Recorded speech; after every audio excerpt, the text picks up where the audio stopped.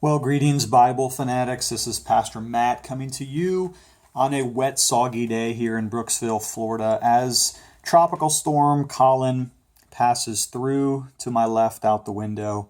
A mild tropical storm, but in my view, not as exciting as the Bible that we're looking at today. Now, if you regularly watch my videos, I recently posted a review of the Tale Lege 1599 Geneva Bible, an English predecessor to the Venerable King James Version of 1611. And although I love the translation and the antiquity and the heritage of the Protestant reformers, I did not love the hardback edition with a low-grade photograph on the cover.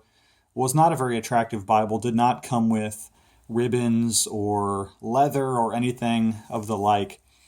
So what I did is I promised I might, in my review of that hardback edition, is I rebound it myself. And some of you know that I do that, do a little Bible rebinding. I'm a hobbyist.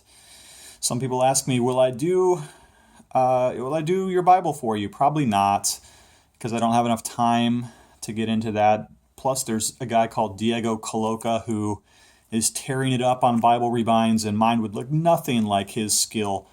But I did want to show this one to you a little bit here. It came out nice. In fact, I'll grade myself as a reviewer as we go through this. So first of all, leather selection, A+. This goatskin navy is gorgeous, and it's pretty dark. In fact, I'm going to show you my Cambridge here. Hold on a second.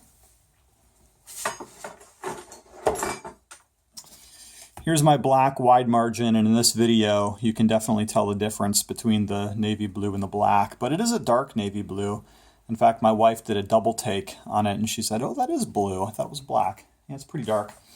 One thing I tried this time, and I'm going to grade myself about a C on this effort, was I tried to do the colored page edges. You've probably seen that in old 1950s Bibles. They would often do the edges in red or blue or something like that. So I tried that, and I used this Ranger archival ink. And I want to ask you a question. Does this color on this box look like the kind of almost orangish color it came out on my Bible? I don't think so.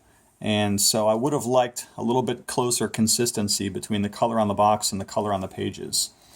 But overall, you know, if I'm just kind of looking at the thing, I think it looks all right. Was it perfect? No, not perfect. This is my first attempt to do this. I've seen others make an attempt to do red edges before, including the aforementioned Diego Coloca, who is the man. Shout outs and props to you, Diego. But I gave it my best try. Spine ribs, give myself an A on that. I think these ribs came out very nice. They meet the spine flush, and the pattern is consistent. They look good. My corners, here's some corner work. B minus, I guess. They're all right. But this is one of the reasons I just kind of refuse to get into the professional rebinding, because I just can't do it as good as you're going to see in an Allen Bible. And what I'm afraid of is that one of you Bible collectors out there is going to get a hold of one of my Bibles and rip it up in your review of it. So there's no way I'm going to let my Bibles get into the hands of some good reviewers and critique me. Well, here's the edge liner coming into play here. It's a little googly. It's still a little bit wet, to be honest. And I did a synthetic liner this time, trying to save a dime. This is a synthetic liner. A material that has a fuzzy back, but it has a kind of a polymer rubbery coating. It looks good. It's got some texture. It looks leather-like to me. I bought that at Hobby Lobby. You know, if you put a leather liner in underneath a leather cover, you just double the price of your rebind. So I'm trying to keep that down a little bit. Also, put in some ribbons. Put in 3 ribbons here, kind of a reddish, a bluish, and a goldish, and I like that. I think it looks good. I'm going to go ahead and give myself probably a B on the ribbons, A or B there, not to critique myself too harshly. My cutting could certainly be improved. I give myself a C, and sometimes I think I maybe just get a little bit too impatient as I'm cutting and my lines aren't as straight as they probably could be. This one's all right. Overall, this Bible's pretty cool.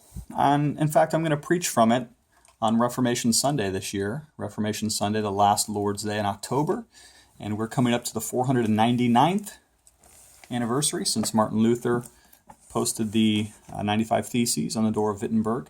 Next year will be the 500th, and I just think it would be cool to preach from a Geneva Bible, the Bible of the Reformers and Puritans, on that occasion. So, thanks for checking me out. I'll post a link to the hardback edition that this came from on Amazon.com, so if you want to zip over there and grab one for yourself, set you back about $30 hardback, about $50 for the genuine pigskin leather, which I don't recommend because I don't like genuine pigskin leather. It's never supple, never soft. It's always stiff and inflexible. Check out the rest of my Bibles on my Bibles and Rebinds playlist. Yours truly, checking out.